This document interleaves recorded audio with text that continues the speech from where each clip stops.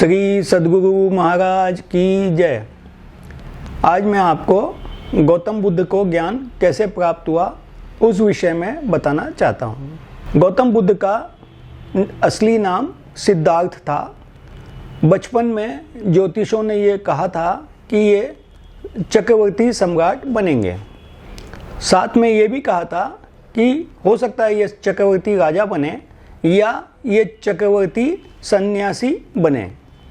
तो उनके पिताजी को चिंता हो गई कि कहीं ये लड़का साधु सन्यासी नहीं बन जाए। उस व्यवस्थाओं के अनुसार उनके लिए महल में बहुत अच्छी व्यवस्थाएं कर दी गई और जितनी भी दास दासियां या लड़कियां सब उनकी सुविधा के लिए रख दी गई कि इनका कहीं साधु सन्यासी में मन नहीं चला जाए। उसके लिए उनके पिताजी ने पूरी कोशिश की, लेकिन उनके मन में तो सन्यासी बनना लिखा हुआ ही था। इसलिए 27 साल की उम्र में उन्होंने रात को 2 बजे अपने पत्नी और बेटा जो अभी 1 साल का ही था उसको छोड़ के जंगल की तरफ चल पड़े। उनका जो सारथी था उसके साथ वो जंगल तक गए और वहाँ पर अपने जो भी हीरे जवाहरात या गहने थे या वस्त्र थे, राजसी वस्त्र, वो सारे उसको दे के और ये कह दिया कि तुम राजपाट वापस जाओ राज्य में और मुझे ढूंढने की कोशिश मत करना। पहली बात तो मैं मिलूँगा नहीं और यदि मिल भी गया तो मैं वापस राज्य में आने वाला नहीं हूँ जब तक मुझे ज्ञान प्राप्त नहीं हो जाता। इस तरह से वो अकेले जंगलों में घूमने लग गए और जंगलों में जो भी साधु सन्यासी मिलता था उससे वो मिलते और ज्ञान लेने की कोशिश करते। कई सालों तक ऐसे सभी साधु सन्यासियों के पास वो घूमते रहे। एक सन्यासी के पास वो बहुत दिनों तक रहे भी और उनको बोला उन्होंने कि आपने जो जो मुझे बताया मैंने सब किया, लेकिन मुझे कोई फ़ायदा नज़र नहीं आता। उस साधु ने कहा कि जो चीज़ मैंने तुम्हें बताई है वही चीज़ मैं करता हूँ, लेकिन मुझे इसका फ़ायदा होता है, तुम्हें क्यों नहीं फ़ायदा होता? मुझे ऐसा लगता है कि तुम्हारा करने पे कम ध्यान है, पाने पर ज़्यादा ध्यान है और पाने के ध्यान की वजह से तुम्हारा करने का जो कार्य है वो बराबर तुम कर नहीं पाते हो, इसलिए जो है ना तुम्हारे को सफलता नहीं मिलती है। इस तरह से वो करते करते आखिरी में बोध गया में पहुंच गए और वहाँ पर एक गुफा के अंदर बैठ के ध्यान करने लगे। 6 साल तक उन्होंने कठिन तपस्या की। उस समय में उन्होंने कोई भोजन नहीं किया और कोई पानी नहीं पिया। 6 साल तक कठिन तपस्या की। 6 सालों में कठिन तपस्या करके भी उन्हें ऐसा महसूस हुआ कि मुझे अभी भी कोई प्राप्ति नहीं हुई है। वो वहाँ से गुफा से निकल के और नीचे एक वट का वृक्ष था, उसके नीचे जाके बैठ गए। उसी समय में उसी सुजाता नाम की एक महिला थी, उसने प्रण किया हुआ था कि मैं 1000 गायों का दूध निकालकर 100 गायों को पिला दूंगी और 100 गायों का दूध निकालकर 9 गायों को पिला दूंगी, 9 गायों का दूध निकालकर 3 गायों को पिला दूंगी और 3 गाय का दूध निकालकर 1 गाय को पिला दूंगी।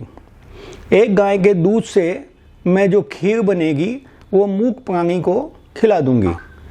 उसने वैसा ही किया और खीर सोने के कटोरे में रख कर और वट वृक्ष के पेड़ के नीचे गई। तो उसने जो सोचा था कि वहाँ पर कीड़े मकोड़े होंगे, जो मूक प्राणी होंगे, उनको मैं दे दूंगी, लेकिन वहाँ पर गौतम बुद्ध ध्यानस्थ थे। जैसे ही वो पहुँची तो उनकी आंखें खुल गई और सुजाता ने उनको भी एक मूक प्राणी समझ के वो कटोरा उनके हाथ में दे दिया। कटोरे की खीर जो है गौतम बुद्ध ने खा ली, क्योंकि वो बहुत दिनों से भूखे ही थे, तो खीर खा ली। और ऐसी इतिहासकार बताते हैं कि वो खीर खाने से गौतम बुद्ध को ज्ञान हो गया। मेरा इसमें ये सोचना है कि गौतम बुद्ध ने जो ध्यान किया था उस ध्यान की प्रक्रिया में ही उनको ज्ञान हुआ। आज हमारे शरीर में 72 करोड़ नसें होती हैं और उसमें 5 स्टेज होती हैं: स्थूल, सूक्ष्म, कारण, महाकारण, कैवल्य।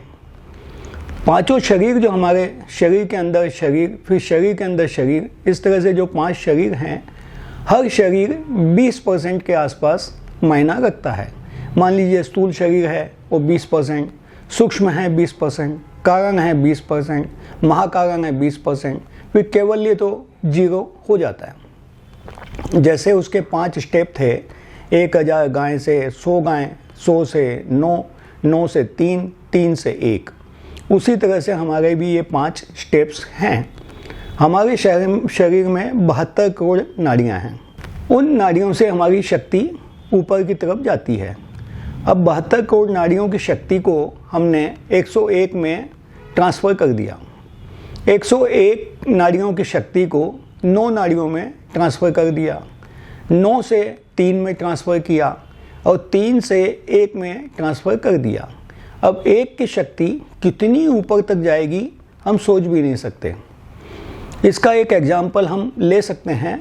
मान लीजिए 72 करोड़ पाइप हों और उसमें से पानी बह रहा हो और उनको हम सबको इकट्ठा करके 101 में ट्रांसफ़र कर दें तो उसकी स्पीड कितनी हो जाएगी, और उसको 101 को 9 में ट्रांसफ़र कर दें और 9 से 3 में कर दें और 3 से 1 में कर दें।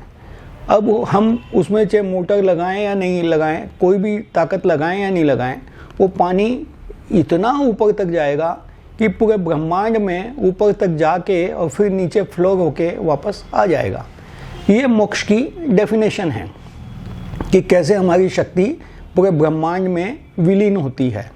तो वही काम गौतम बुद्ध ने भी किया था और उन्होंने भी अपनी पूरी शक्ति को स्थूल से सूक्ष्म में, सूक्ष्म से कारण में, कारण से महाकारण में, महाकारण से कैवल्य में ट्रांसफ़र किया था और उसी से उनको वो ज्ञान प्राप्त हुआ।